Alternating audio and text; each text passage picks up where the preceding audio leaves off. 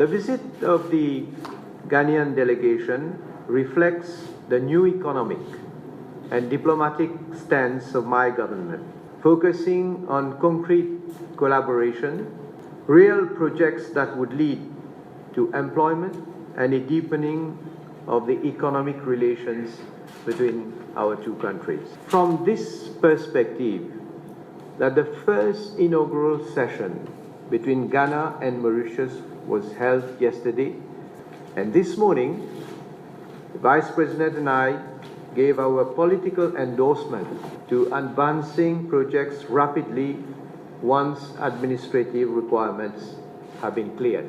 We reviewed the status of the framework agreement for the setting up of the technology park in Dawa, signed in 2015, and yesterday, during the Mauritius-Ghana Permanent Joint Commission for Cooperation, the Ghanaian Minister for Communication, Honorable Ekufo, stated that the Ghanaian Cabinet of Ministers would be apprised of the status of the SEZ project and the amendments to the revised framework agreement establishing the SEZ.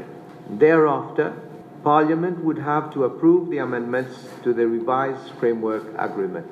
It was also agreed to have a roadmap for the implementation of the project. The Ghanaian side would do its best to finalize consultations on the relevant legislations for the SEZ within 1 month. And to execute the SEZ project, the Ghana Smart City Limited, a special purpose vehicle that has been incorporated in Ghana on the 17th of October 2016, on a 60% Government of Mauritius and 40% Government of Ghana share allocation. The SPV comprises 3 directors from Mauritius and 2 directors from Ghana. Since we wish to move ahead even more expeditiously, Mauritius has also proposed the building of a cyber tower in the Greater Accra region. And we are confident that within this tower, we could also find place for the creation of a center of excellence for professionals and other services that would encourage partnerships between Mauritius and Ghanaian professionals, and also to boost trade in services between our two countries.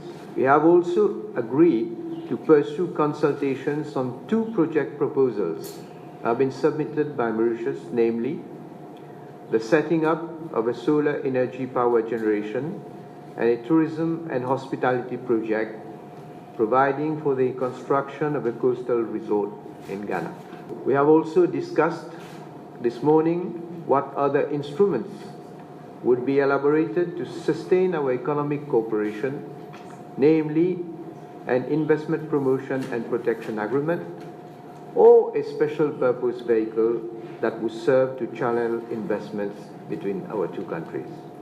We have also agreed on the promotion of gold and jewelry sector in Mauritius, especially in the context of the setting up of the Mauritius International Derivatives and Commodities Index project, the collaboration between the Utility Regulatory Authority of Mauritius and the Public Utilities Regulatory Commission of Ghana, the conclusion of an agreement between the Mauritius Chamber of Commerce and Industry and the Ghana National Chamber of Commerce and Industry for the purpose of setting up a business council.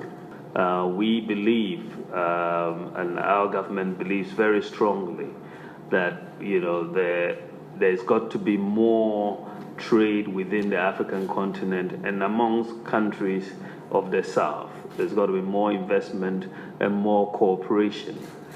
We are very, very happy to note that this type of cooperation that we see with other southern countries is being manifested, especially recently between, as far as the relations between Ghana and Mauritius are concerned. We have seen, Mauritius and Ghana cooperate in the area of trying to set up Ghana as an international financial services center. We've seen major visits. The President of Mauritius was recently in Ghana for the inauguration. Our former Minister for Foreign Affairs was also here. Our former President was also here in 2015.